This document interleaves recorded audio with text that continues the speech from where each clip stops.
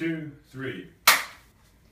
As a college student, I know that it's essential for us to take that stepping stone into the real world.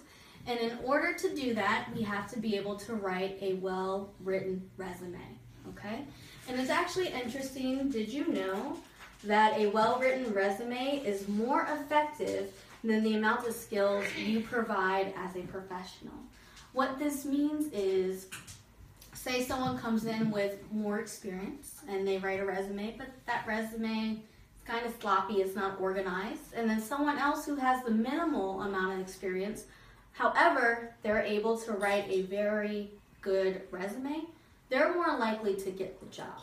And the reason that is because your potential employer is actually going to judge and critique you based on that resume. So that's going to be the first thing that they see and what kind of employee you're going to be, okay?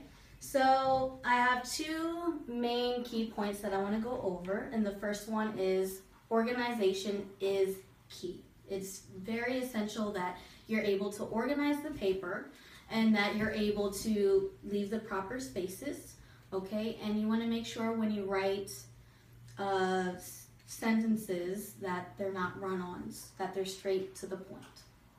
An example I have here are resume tips, and these are excellent, so please pay attention. Give your resume a kiss. Keep it short and simple, okay? Keep sentences under 12 words long. Don't write in paragraph form. Give examples of your accomplishments. Be positive and optimistic. I also want to go over when you write a resume, make sure that you keep the resume the same font size. You don't want to confuse the person reading your resume. You want it nice and organized, and you want it to look neat and very appealing to the eye. The second step to polish your resume would be to emphasize your personal experience. Highlight key terms. An example of this would be to provide headings that are bold and underlined.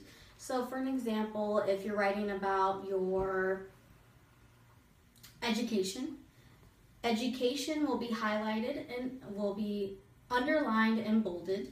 And then beneath that would be the school that you attended. And then under that wouldn't be bolded, but that's going to talk about your experience and the knowledge that you gained at that school.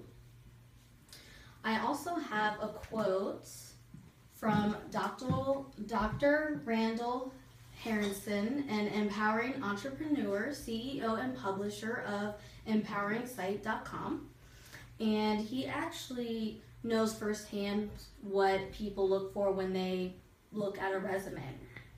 He says, because most resumes are dumped into databases from which hiring managers can search for the most qualified candidates, it is vital that your resume contains specific and relevant keywords and key phrases.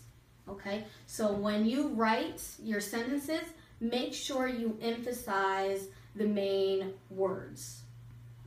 Those essentially are your selling points. Okay, so that is it. That is my two suggestions in order to write a well-written resume. And I hope you have a good day.